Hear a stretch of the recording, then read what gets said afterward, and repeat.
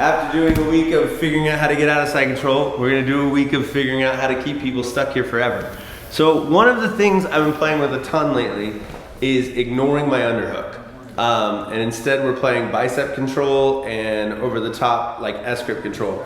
The thing that's great about this is even when I have my underhook, he can rotate up onto this shoulder and start using that frame to regain his guard.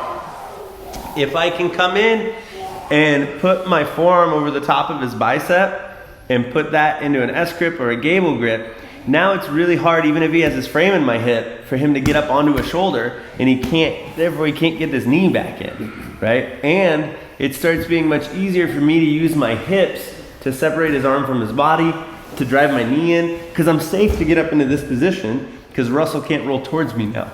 And so now since he's stuck to the ground here with this shoulder, I'm free to slide my knee along his ribs and start collecting his arm with my hips. So what we're gonna talk about are the attacks that come from that collection. This elbow comes to the wrist, my knee goes to the ground, and there's an arm bar right there. That's really fun.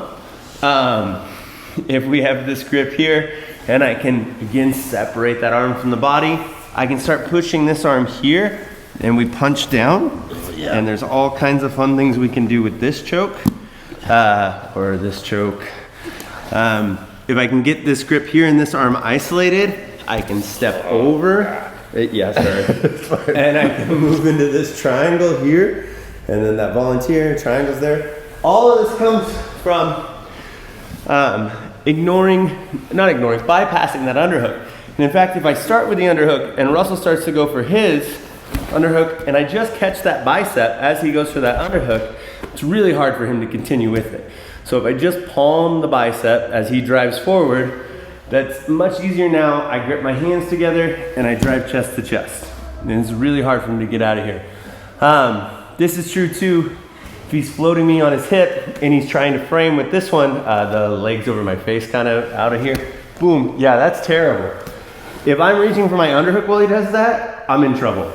If as he goes to hit that move, I just cup his bicep, it's much harder for him to start pushing my head down. And now I can ride over the top and get my grip going on there. And then all the other things come off of that. So we'll just look at using this alternative control and all the attack routes that come off of it.